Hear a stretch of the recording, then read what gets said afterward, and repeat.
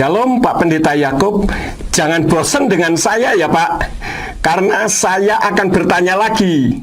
Begini Pak Pendeta, ada orang yang mengatakan saya berdoa dan mendoakan orang sakit tidak memakai nama Yahweh dan tidak memakai nama Yeshua HaMashiach juga dikabulkan dan orangnya sembuh.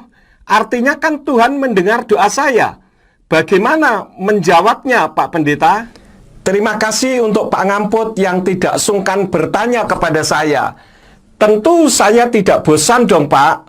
Begini jawabannya Pak Ngamput. Tuhan memang mendengar karena Dia itu maha mendengar. Namun bukan berarti Tuhan yang menghendaki namanya disebut, tetapi kita justru menentang kehendaknya, yaitu mengganti dengan nama Allah. Itu bukan berarti sudah benar, karena doanya dikabulkan.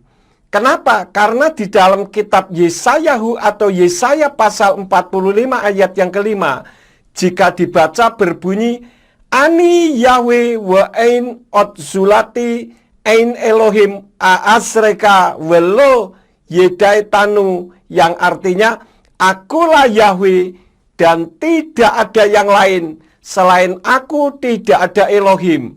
Aku akan memperlengkapimu walaupun engkau tidak mengenalku. Coba perhatikan kalimat terakhir. Aku akan memperlengkapimu walaupun engkau tidak mengenalku. Jadi Pak Ngamput, jika kita berdoa dan mendoakan dengan iman, sungguh-sungguh kepada Tuhan, karena orang yang mendoakan itu tujuannya baik untuk manusia yang lain, yang juga adalah ciptaan Tuhan juga, maka Tuhan mengabulkan karena untuk tujuan mulia, yaitu mengharapkan orang lain sehat dan diberkati. Maka Tuhan mengabulkan doanya meskipun tidak mengenal Dia yang menyembuhkan ataupun yang melakukan mukjizat. Jadi doa yang dikabulkan juga bukan berarti sudah hidup dalam kebenaran dan pasti selamat. Karena keselamatan itu hanya jika kita melakukan kehendak Bapa Surgawi Pak Ngamput. Kitab Matius atau Matius 7 ayat yang ke-21 mengatakan, yang bisa selamat dan masuk surga itu selain orang harus beriman kepada Yeshua HaMashiach, juga harus melakukan kehendak Bapa yang ada di surga. Nah, di ayat yang ke-22 dari Matius 7 mengatakan nanti akan ada komplain saat penghakiman. Komplain itu mengatakan, bukankah dalam namamu aku mengusir setan, mengadakan banyak mujizat, dan menyembuhkan orang sakit dan sebagainya. Tetapi ayat 23 dari Indonesian Literal Translation katakan, "Enyalah daripadaku kamu yang mengerjakan kedurhakaan." Masalah saya berdoa menggunakan nama Yeshua HaMashiach, ini karena saya mengambil nama aslinya.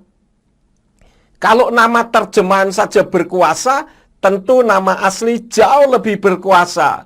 Karena itu nama yang diberikan oleh Bapa Yahweh melalui malaikat kepada Yosef untuk putra yang akan dilahirkan oleh Miriam. Nah, beli emas saja minta yang asli.